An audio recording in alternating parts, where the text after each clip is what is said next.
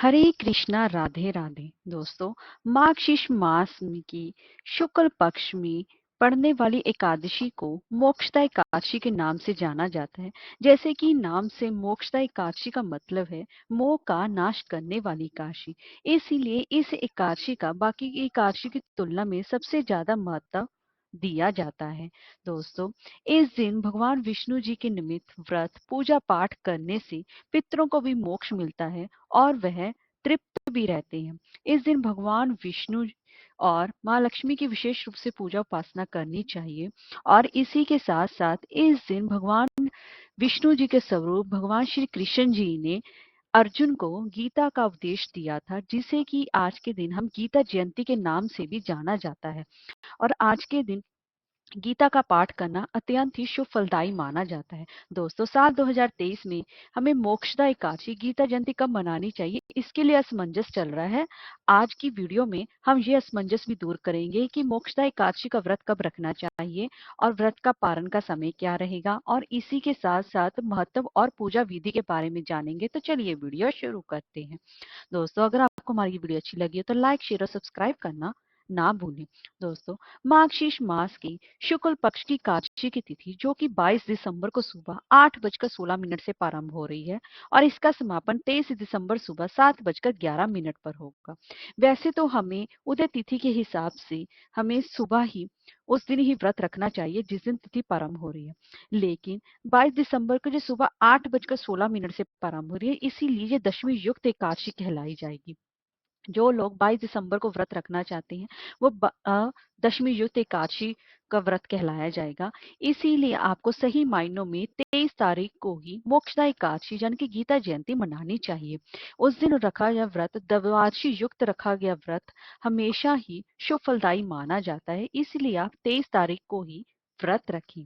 अब जान लेती हैं, अगर कुछ लोग 22 दिसंबर को व्रत रखना चाहते हैं तो वह अपने व्रत का पारण 23 दिसंबर को दोपहर 1:23 से लेकर दोपहर के 3:27 के बीच अपने व्रत का पारण कर लें।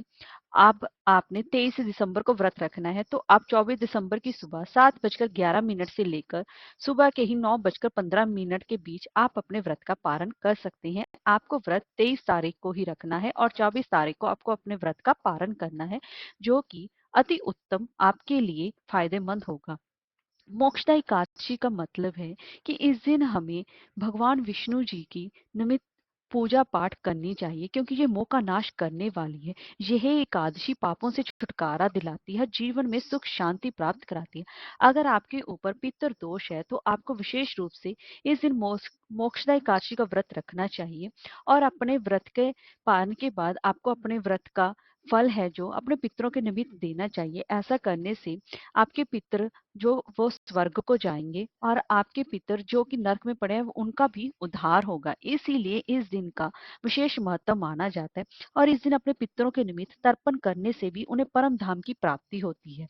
और इस दिन गीता का पाठ आपको विशेष रूप से अवश्य करना चाहिए और भगवान श्री कृष्ण जी के दिए हुए उपदेशों को अपने जीवन में उतारने की पूरी कोशिश करनी चाहिए।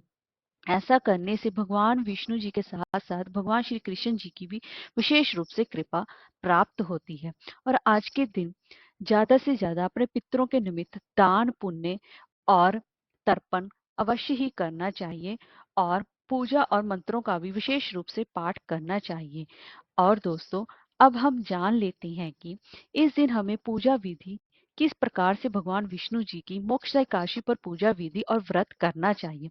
वैसे तो दोस्तों, एकादशी से एक दिन पूर्व ही यानी कि दशमी से ही हमारे ये 3 दिन व्रत की परंपरा व्रत का व्रत की शुरुआत हो जाती है, जो कि दशमी तिथि से लेकर द्वादशी तिथि तक चलता है।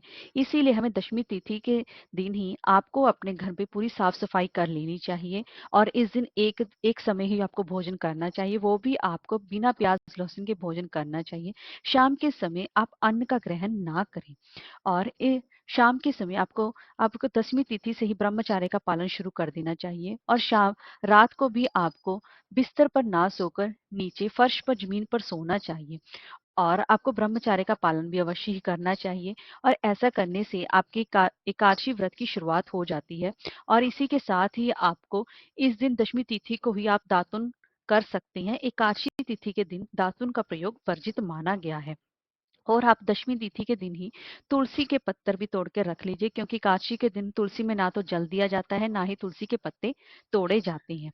अब आप एकादशी की सुबह ब्रह्म मुहूर्त में जल्दी उठें और उसके बाद आपको कि अगर किसी तीर्थ पर हैं तो वहां के पर गंगा स्नान करें। अगर आप कहीं तीर्थ पर नहीं है तो आप अपने घर में ही वाले पानी में थोड़ा सा गंगा जल जल मिलाकर उससे स्नान करें। साफ सुथरे और कपड़े पहने, काले और नीले कपड़े इस दिन आप धारण ना करें।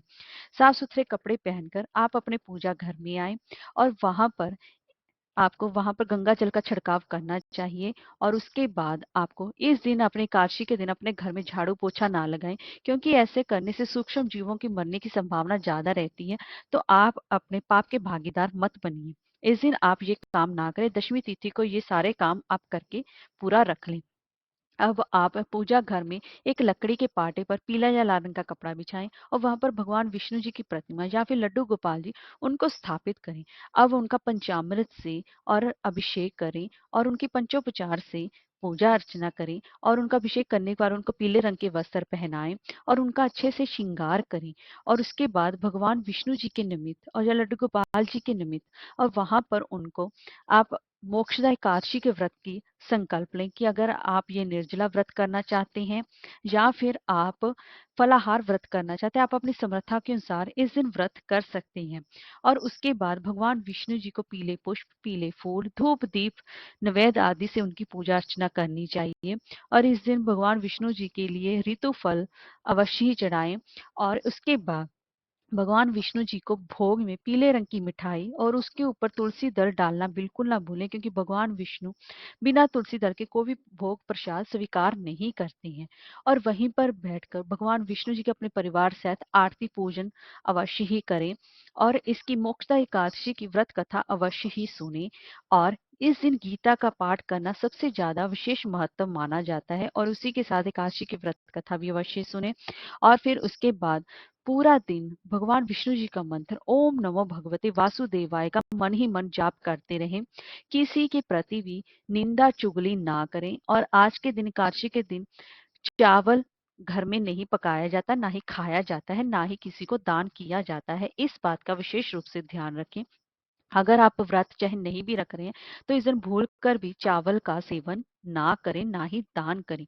और उसके बाद आप शाम के समय आप अपना फलाहार करके या फिर आप निर्जला व्रत रखा है तो अति उत्तम है, नहीं तो फलाहार करके आप अपने व्रत का पूर्ण आप कर सकते हैं। और उसके बाद भगवान विष्णु जी के निमित्त रात्रि जागरण करने का विशेष विधान है। आप उनकी रात्रि जागरण अवश्य ही करें। और उसके बाद अगले दिन ब्रह्म मुहूर्त में उठकर भगवान विष्णु जी की विशेष रूप से पूजा उपासना करके आप किसी ब्राह्मणों को और गरीबों को दान दक्षिणा देने के बाद ही सही समय पर अपने व्रत का पारण करें, तभी आपके व्रत की पूर्ण फल को माना जाएगा। ऐसा करने से भगवान विष्णु जी की असीम कृपा की प्राप्ति होती है। और फिर उसके बाद ही गरीबों और ब्राह्मणों को दान करने के बाद ही आपको अपने व्रत का पारण अवश्य रूप से करना चाहिए। द्वादशी तिथि के रहते रहते आपको व्रत का पारण कर लेना चाहिए। तो दोस्तों, इस तरीके से आप मोक्षदा एकादशी पर भगवान विष्णु जी की विशेष रूप से पूजा उपासना कर सकते हैं। हरे कृष्णा, राधे राधे।